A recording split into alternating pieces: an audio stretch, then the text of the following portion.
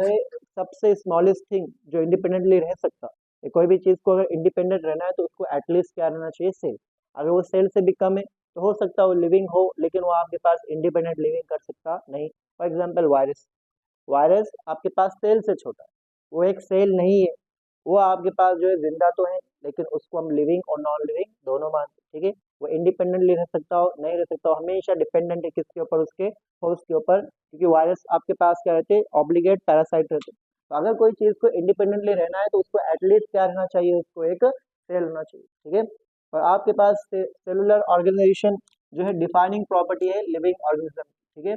एक पॉइंट याद रखना आपने कि cellular organization, cellular organization is the defining feature, is a defining feature, is a defining feature, defining feature of of living, of living, ठीक है। तो अगर आप लोग याद होगा कि हमने आप लोग को बताया था कि दो तरह के कैरेक्टर रहते हैं, एक रहता है आपके पास कैरेक्टरिस्टिक फीचर और दूसरा रहता है आपके पास डिफाइनिंग फीचर। कैरेक्टरिस्टिक फीचर मतलब एक लिविंग ऑर्गेनिज्म में क्या क्या कैरेक्टर्स रहते हैं, ग्रोथ हो गया, रिप्रोडक्शन हो गया, कॉन्शियसनेस हो गया, मेटाबॉलिज्म हो गया, ठीक है। ये सब क्या हो गया, कैरेक्टरिस्टिक फीचर। इन कैरेक्टरिस्टिक फीचर्स में से वो कैरेक्टर्स जो लिविंग ऑर्गेनिज्म में रहना मस्ट है, अगर ये फीचर्स एक लिविंग ऑर्गेनिज्म में नहीं है तो आप उसको लिविंग नहीं कह सकते। तो ये सारे फीचर्स में से वो कैरेक्टर्स को आप क्या कहेंगे, डिफाइनिंग फीचर्स। और वो कैरेक्टर्स में से एक कौन है आपके पास, सेलुलर ऑर्गेनाइजेशन। सेलुलर ऑर्गेनाइजेशन रहना मस्ट है एक लिविंग के अंदर। फॉर एग्जाम्पल आपके पास यहाँ पे एक कुछ तो भी पड़े हुआ है और एक यहाँ पे कुछ तो भी पड़े हुआ है। इसके अंदर आपने देखिए कि ये तो सेल का बने हुआ है, उसके अंदर एक भी सेल नहीं दिख रहा, तो हम कहेंगे ये लिविंग है, और ये क्या रहेगा आपके पास, नॉन लिविंग है।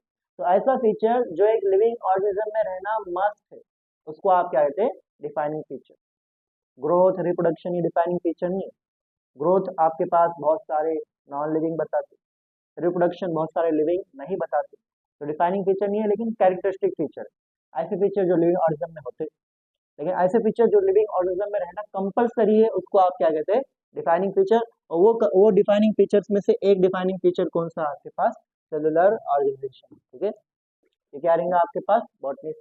ये कौन सा बॉटनिस्ट रहेगा, ये भी आपके पास कौन सा है, जर्मन बॉटनिस्ट, ठीक है। ये आपके पास क्या है, जर्मन बॉटनिस्ट।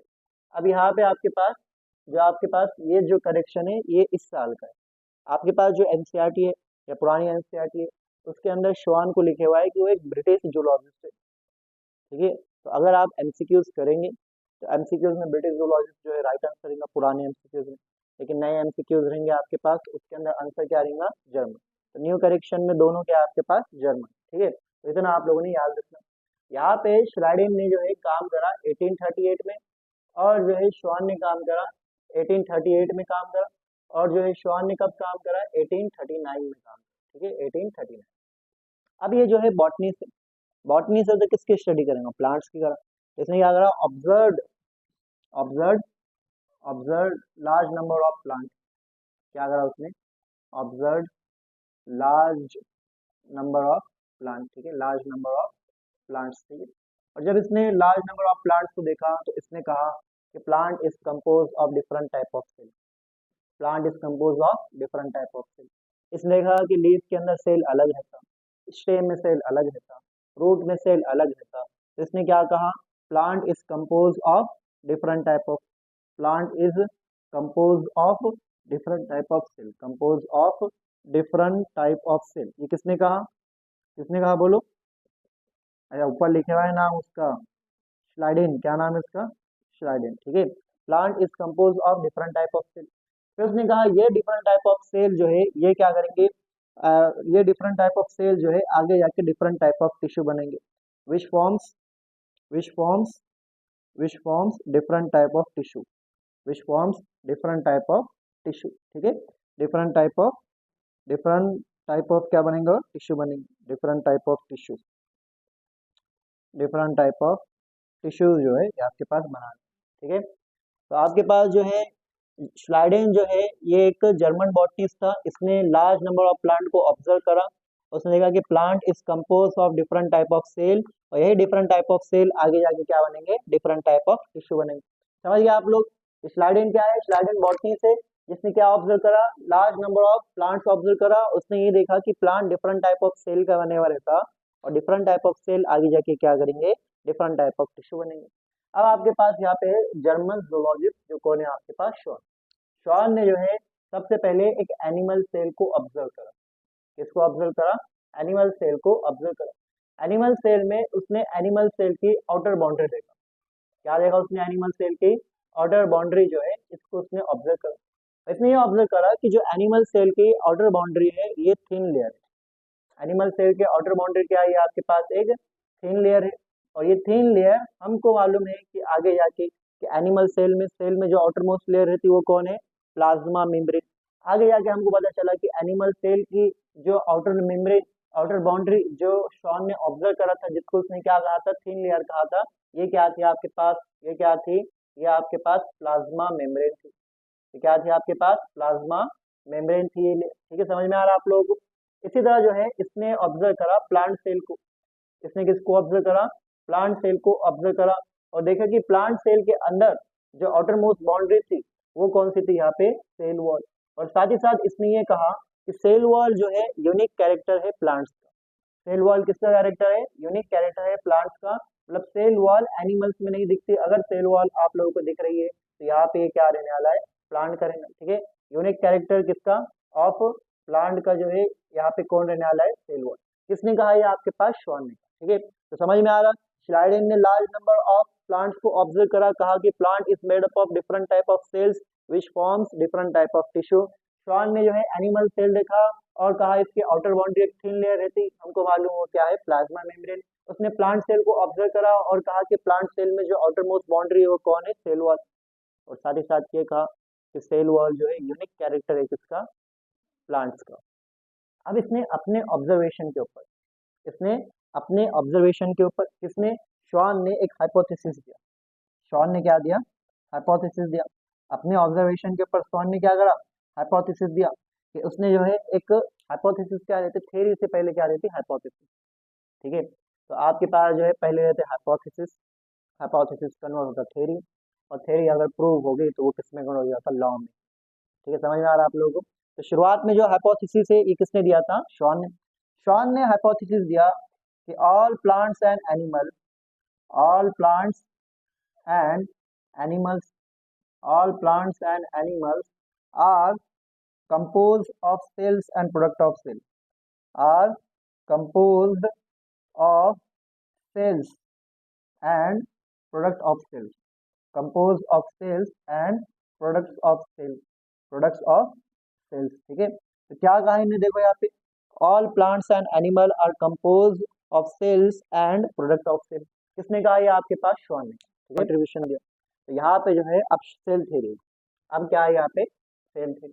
ठीक है, एग्जाम में पूछेंगे आपको कि सेल थ्योरी किसने दिया, तो आप लोगों ने याद रखना सेल थ्योरी किसने दिया था, श्लाइडेन एंड श्वान। किसने दिया था, श्लाइडेन एंड श्वान। ये दोनों ने क्या दिया यहाँ पे, सेल थ्योरी। अब यहाँ पे सेल थ्योरी में पहला जो है आपके पास स्टेटमेंट ये है कि आपके पास जो है श्लाइडेन ने अपना कंट्रीब्यूशन दिया। श्लाइडेन ने शॉन को कहा कि ये स्टेटमेंट बहुत अच्छा है, लेकिन इसमें मेरे को ये पॉइंट अच्छा नहीं दिख रहा, ऑल प्लांट्स एंड एनिमल, इसको हटा के अपन ऑल लिविंग ऑर्गेनिज्म लगा दें। ठीक है, तो ये कंट्रीब्यूशन किसका है, श्लाइडेन का। ऑल लिविंग ऑर्गेनिज्म, क्या आपके पास, all living organism, all living organism are compose of cell, are compose of cells and products of cell, compose of cells and product of cells. देख रहे आप लोग कितना बड़ा काम करा उसने, देख रहे आप लोगों को श्लाइडेन ने कितना बड़ा काम करा। उसने जो है ऑल प्लांट्स एंड एनिमल हटा के क्या लगा यहाँ पे, ऑल लिविंग ऑर्गेनिज्म लगा। ठीक है, तो all living organism are compose of cells and products of cells. अगर आपके पास ये क्वेश्चन आया और पूछा कि ये स्टेटमेंट किसने दिया, तो आपने देखना है यहाँ पे क्या लिखे हुआ है, ऑल लिविंग ऑर्गेनिज्म लिखे हुआ है, तो आंसर क्या रहेगा, श्लाइडेन और शॉन। अगर आपके पास ये क्वेश्चन आया और पूछा कि all plants and animal are compose of cells and product of cell, तो आप देखेंगे यहाँ पे क्या लिखे हुआ है, ऑल प्लांट्स एंड एनिमल। तो ये किसने दिया, आपके पास शॉन ने दिया। समझिए, आप लोगों को हंसी मजाक की दिख रही, लेकिन जो है एक बहुत बड़ी बात थी कि ह्यूमन जो है कहाँ से बना। ह्यूमन जो है एक सेल से शुरुआत हुई थी जिसका नाम है जायगोट। जायगोट कहाँ से बना, जायगोट जो है आपके पास दो सेल मिले थे, मेल गैमेट और फीमेल गैमेट, तो बना। अब मेल गैमेट और फीमेल गैमेट जो है आपके पास ह्यूमन के एक सेल से बने हुए थे, बराबर है, ह्यूमन के एक सेल के बने हुए थे। ये ह्यूमन का सेल कहाँ से बना, ये तो एक जाइगोट से बना, ये जाइगोट कहाँ से बना, ये मेल गैमेट फीमेल गैमेट से बना, ये दोनों कहाँ से बने, ये एक सेल से बने। तो लास्ट में आंसर हमेशा क्या आ रहा है, यहाँ पे सेल्स आ रहा है, ठीक है। तो यहाँ पे हम all new cells arise from pre existing cell, all new cells arise from, all new cells arise from, from बोलो कहाँ से, pre existing cell, pre existing cell, ठीक है। अब देखो इसको भी मालूम है, किसको, रुडॉल्फ विर्चॉ को, ये जो है एकदम पचने वाली बात नहीं है, मैंने इतना कुछ खास नहीं कहा लगा उसको, ठीक है। उसने कहा कि मैं क्या करूंगा, इसको एकदम ऐसा स्टेटमेंट दूंगा कि लोगों को लगना कि यहाँ पे कुछ बड़ी बात करेगी, ठीक है। तो उसने लिखा यहाँ पे ओमनिस सेलुला ई सेलुला, क्या लिखा उसने, ओमनिस सेलुला ई सेलुला, अरे बोलो क्या है ये, ओमनिस सेलुला ई सेलुला, जिसका ट्रांसलेशन क्या रहता, all new cells arise from pre existing cell, ठीक है। और ये स्टेटमेंट जो है आपके पास सेल थ्योरी का, ये किसने दिया, रुडॉल्फ विर्चॉ ने दिया, या विर्चॉ भी बोलते हैं इसको, ठीक है। जो कब दिया इसने, 1855 में दिया, कब दिया, 1855 में, ठीक है। इसने क्या करा, इसने क्या करा आपके पास, modified modified modified and gave final shape, modified and gave final shape to cell theory, cell theory को मॉडिफाई करे और जो है फाइनल शेप दिया, किसने दिया, रुडॉल्फ विर्चॉ ने दिया, ठीक है। लिख लो इसको आप लोग। तो हमारे पास है overview of cell, overview of cell में अगर हम बात करें, सबसे पहले हम पढ़ेंगे overview of cell, overview of cell, overview of cell, ठीक है। देखो ओवरव्यू ऑफ सेल थोड़ा बहुत आप लोगों को मालूम है, आप लोगों ने स्कूल में ये एक्सपेरिमेंट करे थे, आपके साइंस में था, सबके स्कूल में था, कि जो है आपको जो है दो सेल लिए बोले थे, एक आपने लिए थे अनियन, अनियन का एकदम आपने थिन लेयर निकाले थे, करे थे आप लोगों ने स्कूल में, और उसको माइक्रोस्कोप में देखे थे, और दूसरा था ह्यूमन चीक सेल, नहीं करे आप लोगों ने, ठीक है। तो यहाँ पे देखो, यहाँ पे नहीं करे आप लोग स्कूल में, सबके स्कूल में करते हैं। तो आपके पास आपने क्या लिया, यहाँ पे आपने अनियन पील लिए, क्या लिया यहाँ पे, अनियन पील लिए, और दूसरा क्या लिया आपने, ह्यूमन चीक सेल लिया, क्या लिया यहाँ पे आपने, ह्यूमन चीक सेल लिया, ठीक है। अनियन पील लिए और क्या लिया यहाँ पे, ह्यूमन चीक सेल, ठीक है। अनियन पील का अगर नेचर देखें और ह्यूमन चीक सेल का अगर नेचर देखें, तो अनियन पील में जो सेल्स दिखेंगे आप लोगों को, वो कौन से सेल्स रहने वाले, वो प्लांट सेल रहने वाले, और ह्यूमन चीक के अंदर जो आपको ह्यूमन चीक सेल जो दिखेंगे, वो कौन से रहने वाले आपके पास, एनिमल सेल रहने, ठीक है। इनका मतलब यहाँ पे जो डीलिमिटिंग मेम्ब्रेन रहेंगे, डीलिमिटिंग मेम्ब्रेन मतलब outer most membrane, delimiting membrane, exam में क्वेश्चन पूछेंगे आपको, डीलिमिटिंग मेम्ब्रेन, देखो एकदम इजी टॉपिक है, पढ़ाने का कोई इसमें एकदम सेंस भी नहीं है, लेकिन आपके एनसीईआरटी में लिखे हुआ है, ठीक है। तो डीलिमिटिंग मेम्ब्रेन प्लांट सेल में क्या है, आउटर मोस्ट लेयर, क्या रहने वाली प्लांट सेल में, सेल वॉल रहती है, ठीक है। और जो है आपके पास नेक्स्ट जो रहेगा एनिमल सेल, एनिमल सेल में कौन रहेंगे यहाँ पे, सेल मेम्ब्रेन रहेंगे, या जिसको और क्या बोलते हैं आप, प्लाज्मा मेम्ब्रेन भी कहते हैं, ठीक है। ये आपके पास क्या होगी, दो जो है सेल्स हो गए, लिख लो इसको आप लोग, आज में हमको पूरा बोर्ड चाहिए आगे पढ़ाने का। हमने क्या करें, मान लो कि हमने क्या करें, दुनिया के सारे सेल्स के जो है टाइप्स इकट्ठा करे, हमने हर तरह का सेल इकट्ठा करा, हमने एक फंगस का सेल लिए, एक एनिमल का सेल लिए, एक प्लांट का सेल लिए, हर जितने प्लांट से हर हर प्लांट का एक सेल लिए, हर एनिमल का एक सेल लिए, बैक्टीरिया सेल लिए, सारे सेल्स को हमें इकट्ठा करें उनकी स्टडी करने की। जब हमें सारे सेल्स को इकट्ठा करें तो हम देखेंगे सेल्स जो है मेनली दो टाइप के, मेनली क्या है, दो टाइप के, एक सेल जिसके अंदर न्यूक्लियस जो है, न्यूक्लियस प्रेजेंट रहेगा, और एक सेल जिसमें न्यूक्लियस एब्सेंट रहेगा, एक सेल जिसमें डीएनए के ऊपर एक कवरिंग रहेंगी न्यूक्लियर मेम्ब्रेन, एक सेल जिसमें डीएनए के ऊपर कोई कवरिंग नहीं रहेंगी, न्यूक्लियर मेम्ब्रेन एब्सेंट रहेंगी। जो सेल में न्यूक्लियस प्रेजेंट रहेगा उस सेल को हम कहते हैं यूकैरियोटिक सेल, और जिस सेल में न्यूक्लियस एब्सेंट रहता है उसको हम क्या कहेंगे, प्रोकैरियोटिक सेल।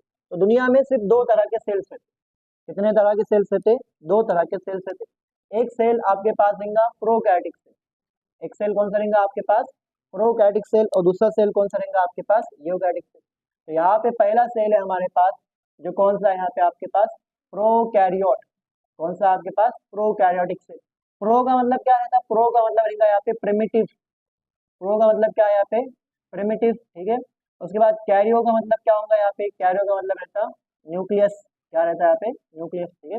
तो प्रोकैरियोट में जो आपके पास सेल रहने वाला है, प्रोकैरियोट में जो आपके पास सेल रहने वाला है, उस सेल के अंदर जो डीएनए रहेगा वो इस तरह साइटोप्लाज्म में रहेगा। डीएनए सर्कुलर रहेगा और दिखने में जो है सर्कुलर रहेगा और डबल स्ट्रैंडेड रहेगा। साथ ही साथ यहाँ पे राइबोसोम रहेंगे। क्या रहेंगे? राइबोसोम। लेकिन राइबोसोम जो है वो सेल मेम्ब्रेन के आसपास में, कहाँ पे रहेंगे? सेल मेम्ब्रेन के आसपास में। इसी तरह जो है हमारे को दूसरा सेल मिला था, इस सेल का नाम है यूकैरियोटिक सेल। क्या नाम है इस सेल का? यूकैरियोटिक सेल, या जिसको हम क्या कह सकते हैं? यूकैरियोट। यहाँ पे यू का मतलब क्या रहता है? यू का मतलब रहता है ट्रू। यू का मतलब क्या है? ट्रू। और कैरियो का मतलब क्या हो गया? यहाँ पे न्यूक्लियस, मतलब यहाँ पे न्यूक्लियस प्रेजेंट है। यहाँ पे क्या प्रेजेंट है? यहाँ पे न्यूक्लियस प्रेजेंट। ठीक है, तो यहाँ पे हमारे पास सेल हो गया। ये क्या हो गया? सेल हो गया। इस सेल के अंदर जो है आपके पास न्यूक्लियस प्रेजेंट है। ये दिख रहा है आप लोगों को? ये क्या हो गया? न्यूक्लियस। और इस न्यूक्लियस के अंदर जो है क्या रहने वाला आपके पास? डीएनए रहने वाला। और डीएनए सर्कुलर नहीं है आपके पास, डीएनए कैसा है? यहाँ पे लीनियर है। ये भी डबल स्ट्रैंडेड डीएनए, ये भी डबल स्ट्रैंडेड डीएनए, ये सर्कुलर है और ये कैसा आपके पास? लीनियर है।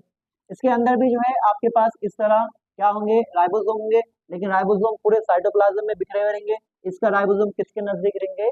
प्लाज्मा मेम्ब्रेन के नजदीक रहेंगे। इसके अंदर जो है दूसरे ऑर्गेनेल्स रहेंगे। यहाँ पे जो है इस तरह आपके पास एंडोप्लाज्मिक रेटिकुलम निकल गया। देख रहा है आप लोगों को? यहाँ पे क्या हो गया? एंडोप्लाज्मिक रेटिकुलम निकल गया। यहाँ पे आपके पास एक ऑर्गेनेल है जिसको आप बोलते हैं पाउडर्स ऑफ सेल। क्या नाम है इस ऑर्गेनेल का? यहाँ पे माइटोकॉन्ड्रिया। यहाँ पे मान लो आपके पास क्या हो गया? इस तरह एक ऑर्गेनेल आ गया। क्या हो गया? क्लोरोप्लास्ट हो गया। इस तरह राइबोसोम है। इस तरह आपके पास और ऑर्गेनेल है। तो यहाँ पे बहुत सारे मेम्ब्रेन बाउंड ऑर्गेनेल। क्या है? Membrane bound organelle. ऐसे ऑर्गेनेल जिनके पास खुद की मेम्ब्रेन है। और यहाँ पे मेम्ब्रेन बाउंड ऑर्गेनेल एब्सेंट है। कैसे प्रेजेंट रहेंगे मेम्ब्रेन बाउंड ऑर्गेनेल? कि आपके पास ये सेल जिसका सबसे इंपॉर्टेंट स्ट्रक्चर जो डीएनए है, अपने सबसे इंपॉर्टेंट स्ट्रक्चर डीएनए को इसने कवरिंग नहीं दे पाया। क्या दूसरे ऑर्गेनेल को कवरिंग दे पाएंगा? नहीं दे पाएंगे। ठीक है, तो आपके पास ये क्या हो गया? ये सेल टाइप हो गया। ये क्या हो गया हमारे पास? सेल टाइप हो गया। कितने टाइप के सेल है? कितने टाइप के सेल है? दो टाइप के सेल है। एक को आप क्या कहेंगे? यूकैरियोटिक सेल कहेंगे। दूसरे को आप क्या कहेंगे? Prokaryotic cell. अब दोनों के बीच में डिफरेंसेस क्या है? दोनों के बीच में डिफरेंसेस क्या है? ठीक है, तो पहला डिफरेंस है यहाँ पे इनके न्यूक्लियर मेम्ब्रेन का। पहला डिफरेंस क्या है? इनके न्यूक्लियर मेम्ब्रेन का डिफरेंस है। अगर आपको किसी ने कहा कि बताओ यूकैरियोटिक सेल क्या रहता है और प्रोकैरियोटिक सेल क्या रहता है, हम कहेंगे आपके पास ऐसा सेल जिसमें न्यूक्लियर मेम्ब्रेन एब्सेंट है, उस सेल को हम प्रोकैरियोटिक सेल कहेंगे। ऐसा सेल जिसमें न्यूक्लियर मेम्ब्रेन प्रेजेंट है, उसको हम क्या कहेंगे? यूकैरियोटिक सेल कहेंगे। ठीक है, तो यहाँ पे न्यूक्लियर मेम्ब्रेन क्या है? एब्सेंट है। और यहाँ पे न्यूक्लियर मेम्ब्रेन क्या है? आपके पास प्रेजेंट है। ठीक है, उसके बाद जो है यहाँ पे अगर हम न्यूक्लियस के बारे में बात करें, अगर हम यहाँ पे किसके बारे में बात करें? न्यूक्लियस के बारे में, तो यहाँ पे न्यूक्लियस के बारे में एक पॉइंट याद रखना। यहाँ पे क्या होगा? वेल डिफाइंड न्यूक्लियस एब्सेंट है। वेल डिफाइंड न्यूक्लियस क्या है? यहाँ पे एब्सेंट। और यहाँ पे फिर क्या होगा? Well defined nucleus present. Well defined nucleus present होगा यहाँ पे। वेल डिफाइंड न्यूक्लियस यहाँ पे क्या होगा? प्रेजेंट। ठीक है, यहाँ पे एक ऑर्गेनेल रहता है जिसका नाम रहता है न्यूक्लियोलस। क्या नाम रहता है उसका? न्यूक्लियोलस। ठीक है, इन सब के बारे में पढ़ेंगे। अभी डिफरेंसेस देख लो। न्यूक्लियोलस यहाँ पे एब्सेंट है और आपके पास यहाँ पे न्यूक्लियोलस क्या है? प्रेजेंट। न्यूक्लियोलस क्या होता? ये आपके पास न्यूक्लियस में एक ऑर्गेनेल रहता है जिसको आप क्या बोलते हैं? न्यूक्लियोलस कहते हैं। ठीक है, उसके बाद जो है यहाँ पे अगर हम बात करें क्रोमोसोम की, ठीक है, यहाँ पे अगर हम बात करें क्रोमोसोम की, तो यहाँ पे क्रोमोसोम प्रेजेंट रहता है, लेकिन इस क्रोमोसोम को हम कहते हैं फॉल्स क्रोमोसोम। क्या कहते हैं इसको? हम फॉल्स क्रोमोसोम कहते हैं। ठीक है, और यहाँ पे जो क्रोमोसोम रहेगा उसको हम क्या कहेंगे? उसको हम कहेंगे ट्रू क्रोमोसोम। क्या कहेंगे इसको? हम ट्रू क्रोमोसोम कहेंगे इसको। इसको हम कहेंगे ट्रू क्रोमोसोम। समझ में आ रहा है आप लोगों को? ये फॉल्स क्रोमोसोम में क्या क्या होगा? इस फॉल्स क्रोमोसोम में आपके पास डीएनए होगा। ये फॉल्स क्रोमोसोम में आरएनए होगा। ये फॉल्स क्रोमोसोम में नॉन हिस्टोन प्रोटीन होंगे। क्या होंगे इसमें? Non histone protein. Non histone protein होंगे। और ये फॉल्स क्रोमोसोम में हिस्टोन प्रोटीन एब्सेंट रहते। नॉन हिस्टोन प्रोटीन यहाँ पे जो होंगे ये आपके पास होंगे बेसिक। ये क्या होंगे? आपके पास बेसिक होंगे। यहाँ पे क्या होगा? यहाँ पे भी आपके पास डीएनए प्रेजेंट है। यहाँ पे भी आपके पास आरएनए प्रेजेंट है। यहाँ पे आपके पास रहेंगे हिस्टोन प्रोटीन। क्या रहेंगे यहाँ पे? Histone protein. और हिस्टोन प्रोटीन जो है यहाँ पे कैसे रहेंगे, बेसिक रहेंगे। कैसे रहेंगे, बेसिक। और हिस्टोन प्रोटीन को छोड़ के यहाँ पे आपके पास और रहेंगे नॉन हिस्टोन प्रोटीन। लेकिन इसके यहाँ पे जो नॉन हिस्टोन प्रोटीन रहते, ये आपके पास एसिडिक रहते। ये क्या रहते हैं आपके पास, एसिडिक। प्रोकैरियोट में जो नॉन हिस्टोन प्रोटीन है वो बेसिक है, और यूकैरियोट में जो नॉन हिस्टोन प्रोटीन है वो कैसे, एसिडिक है। अगर बात करें हम इसके डीएनए के बारे में, अगर हम बात करें इसके डीएनए के बारे में, तो इसका डीएनए आप लोगों को दिख रहा है कैसा है, कैसा है आपके पास, single single circular, single circular naked, मतलब उसके ऊपर कवरिंग नहीं है, ठीक है। सिंगल सर्कुलर नेकेड, आपके पास क्या है यहाँ पे, double stranded DNA. Single circular naked double stranded DNA. यहाँ पे जो है डीएनए कैसे रहने वाला है, यहाँ पे डीएनए लीनियर रहने वाला है, लीनियर रहने वाला, ठीक है। सर्कुलर की जगह क्या रहना, लीनियर रहेगा। कवर्ड है, किससे कवर्ड है, कवर्ड बाय, कौन कवर्ड कर रहा है उसको, covered by nuclear membrane, covered by nuclear membrane. और ये भी कैसा है आपके पास, ये भी कैसा है आपके पास, डबल स्ट्रैंडेड डीएनए। ये भी कैसा है आपके पास, डबल स्ट्रैंडेड डीएनए। तो ये सारे डिफरेंसेस है किसके बीच में, एक प्रोकैरियोट और यूकैरियोट। प्रोकैरियोट में न्यूक्लियर मेम्ब्रेन एब्सेंट रहती है, यूकैरियोट में न्यूक्लियर मेम्ब्रेन प्रेजेंट रहती है। प्रोकैरियोट में न्यूक्लियस वेल डिफाइंड नहीं रहता, यहाँ पे न्यूक्लियस वेल डिफाइंड रहता है। आप कह सकते हैं न्यूक्लियस यहाँ पे एब्सेंट है, ठीक है। यहाँ पे न्यूक्लियस एब्सेंट है, वहाँ पे प्रेजेंट है, ठीक है। इसी तरह जो है हमारे पास नेक्स्ट है मेम्ब्रेन बाउंड ऑर्गेनेल। नेक्स्ट है हमारे पास membrane bound organelle, membrane bound organelle, membrane bound organelle. Organelle क्या रहते हैं आपके पास, ऑर्गेनेल क्या रहते हैं आपके पास, माइटोकॉन्ड्रिया, क्लोरोप्लास्ट, पेरोक्सिसोम, लाइसोसोम, ये सब क्या है, ऑर्गेनेल। इन सब ऑर्गेनेल के पास मेम्ब्रेन होती है। कुछ ऑर्गेनेल्स के पास तो डबल मेम्ब्रेन रहती है, जैसे माइटोकॉन्ड्रिया हो गया, इनर मेम्ब्रेन आउटर मेम्ब्रेन, जैसे क्लोरोप्लास्ट हो गया, इनर मेम्ब्रेन आउटर मेम्ब्रेन। अब ये देखो बेचारा प्रोकैरियोट, बेचारा प्रोकैरियोट इतना गरीब है कि उन्हें डीएनए को मेम्ब्रेन नहीं दे पाया, तो कोई दूसरे ऑर्गेनेल को मेम्ब्रेन देगा, वो नहीं देगा। यहाँ पे मेम्ब्रेन बाउंड ऑर्गेनेल जो है एब्सेंट रहते, कहाँ पे एब्सेंट रहते, प्रोकैरियोट में। इसका मतलब अगर प्रोकैरियोट में कोई ऑर्गेनेल मिला तो उस ऑर्गेनेल के पास क्या नहीं रहने वाले, मेम्ब्रेन नहीं रहने वाले, ठीक है। और यहाँ पे मेम्ब्रेन बाउंड ऑर्गेनेल प्रेजेंट रहते, यहाँ तक के डबल मेम्ब्रेन रहते, ठीक है। अगर यहाँ पे हम बात करें सेंट्रोजोम, ठीक है। अब सेंट्रोजोम क्या रहता, ये हम आगे चैप्टर में पढ़ने वाले। अभी के लिए सिर्फ आप लोग इतना याद रखो कि सेंट्रोजोम जो है यहाँ पे एब्सेंट रहता, और कहाँ पे प्रेजेंट रहता, यहाँ पे प्रेजेंट रहता, ठीक है। अब हमारे पास नेक्स्ट है यहाँ पे, नेक्स्ट हमारे यहाँ पे साइक्लोसिस। साइक्लोसिस, साइक्लोसिस क्या रहता, साइक्लोसिस ये है कि यहाँ पे साइटोप्लाज्म जो अंदर है ये मूवमेंट कर सकता, क्या कर सकता, मूवमेंट। यहाँ पे साइटोप्लाज्म मूवमेंट नहीं करता, और यहाँ पे साइटोप्लाज्म क्या करेगा, मूवमेंट करेगा। तो स्ट्रीमिंग ऑफ साइटोप्लाज्म को आप क्या कहते हैं, साइक्लोसिस। स्ट्रीमिंग ऑफ साइटोप्लाज्म को आप क्या कहते हैं, साइक्लोसिस कहते हैं। और जो है साइटोप्लाज्म यानी साइक्लोसिस कहाँ पे होने वाली है, जाहिर सी बात है कहाँ पे होने वाली है आपके पास, वो होने वाली है यूकैरियोट में। और कहाँ पे एब्सेंट रहेंगे, प्रोकैरियोट में एब्सेंट रहेंगे। अगर हम बात करें साइटोप्लाज्म की, अगर हम बात करें साइटोप्लाज्म की, तो साइटोप्लाज्म तो दोनों में प्रेजेंट है, साइटोप्लाज्म तो दोनों में क्या है आपके पास प्रेजेंट है, साइटोप्लाज्म दोनों में क्या है आपके पास प्रेजेंट है। साइटोप्लाज्म यहाँ पे भी प्रेजेंट है, और साइटोप्लाज्म यहाँ पे भी प्रेजेंट है, साइटोप्लाज्म यहाँ पे भी प्रेजेंट है, और साइटोप्लाज्म यहाँ पे प्रेजेंट। लेकिन यहाँ पे एक्स्ट्रा पॉइंट ये है कि in plants and animal, in plants and animals, in plants and animals, जो साइटोप्लाज्म है वो मेन एरिना ऑफ एक्टिविटी है, main arena of activity. Cytoplasm क्या है, मेन एरिना ऑफ एक्टिविटी। साथ ही साथ यहाँ पे साइटोप्लाज्म जो है, यहाँ पे मेटाबॉलिक रिएक्शन होंगे, यहाँ पे क्या होगा, मेटाबॉलिक रिएक्शन होंगे।